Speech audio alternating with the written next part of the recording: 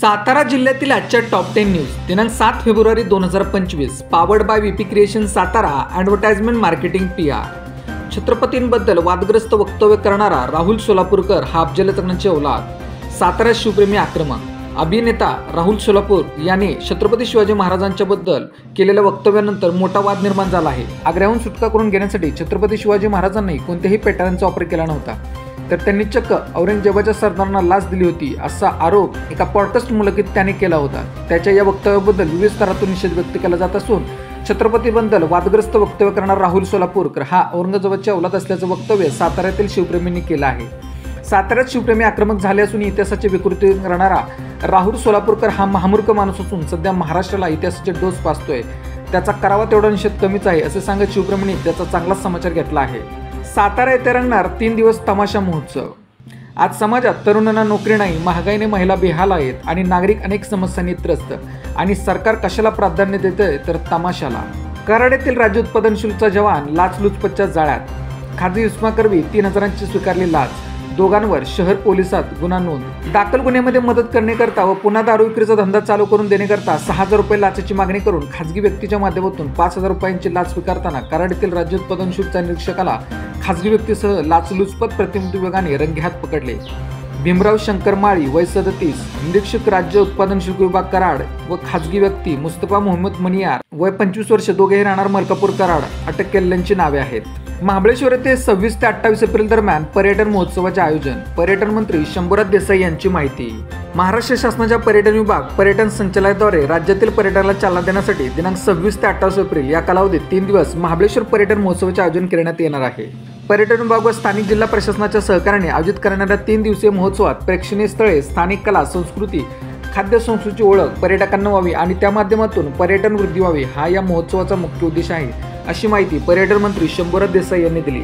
साताऱ्यातील मुख्य 5 मार्गांवर नो फ्लेक्स। साताऱ्यात अनोखी फ्लेक्सला उभारणाऱ्यांवर गुन्हे दाखल होणार। पालिका प्रशासनाच्या वतीने अतिक्रमण विभाग प्रमुख प्रशांत निकम यांची माहिती।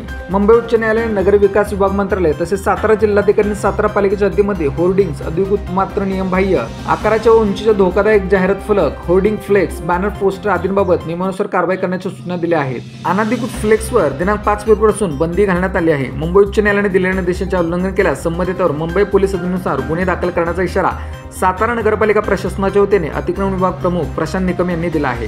साताऱ्यात जकातवाडी परिसरात 2 गटात तुफान राडा। सातारा शहरानजीक असलेल्या जकातवाडी येथील वस्तात नगर येथे 2 गटांमध्ये काल तुफान राडा झाला। ही वादावादी जमिनीच्या अतिक्रमणातून झाल्याची घटनास्थळावरून माहिती मिळाली। या ठिकाणी आधी देखील परस्पर विरुद्ध तक्रार दाखल झाली असल्याची माहिती समोर येत आहे। घटनास्थळी दाखल झालेल्या पोलिसांनी 10 ते 15 जणांना ताब्यात घेतले।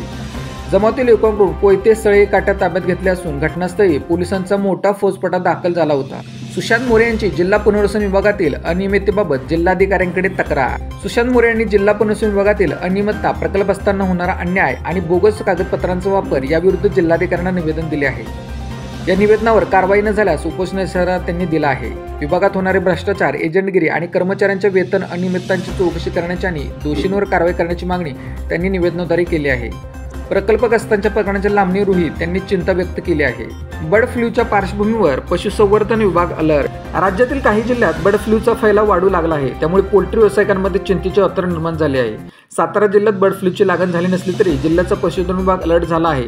त्यासाठी 46 शीघ्रकृती दलाची स्थापना करण्यात आली आहे। शासनाची दडपशाही खपवून घेणार नाही, अंगणवाडी ताईंचा आक्रमक पवित्रा।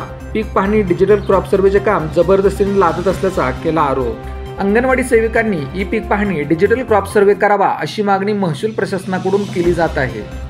या अरेरवी दडपशाही धोरणाविरोधात अंगणवाडी सेविकांनी आक्रमक होण्याचा इशारा दिला आहे। तसंच हे काम करण्यास नसल्याचंही त्यांनी ठणकावून सांगितले आहे।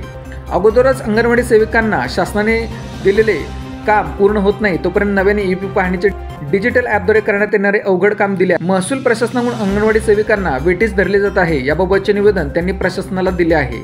उंब्रज येथे जलजीवन पाणी योजनेच्या पाईपना आग, लाखो रुपयांचे नुकसान। उंब्रज तालुका कराड येथील जलजीवन पाणी पुरवठा योजनेच्या कामाच्या प्लास्टिक पाईपचे लाखो रुपयांचे बंडल अचानक जळून खाक झाले। सदरची घटना बुधवार दिनांक 4 फेब्रुवारी रोजी घडली। स्थानिक नागरिक व ग्रामपंचायत प्रशासनाचे कर्मचाऱ्यांनी आग आटोक्यात आणण्यासाठी शर्थीचे प्रयत्न केले। दरम्यान अचानक लागलेल्या आगीबाबत सरपंच योगराज जाधव यांनी संशय व्यक्त केला आहे। अशाच बातम्यांसाठी जिल्हा साताराच्या सर्व सोशल मीडिया प्लॅटफॉर्मला फॉलो करा। व्हिडिओ आवडल्यास व्हिडिओ लाईक, कमेंट आणि शेअर करा।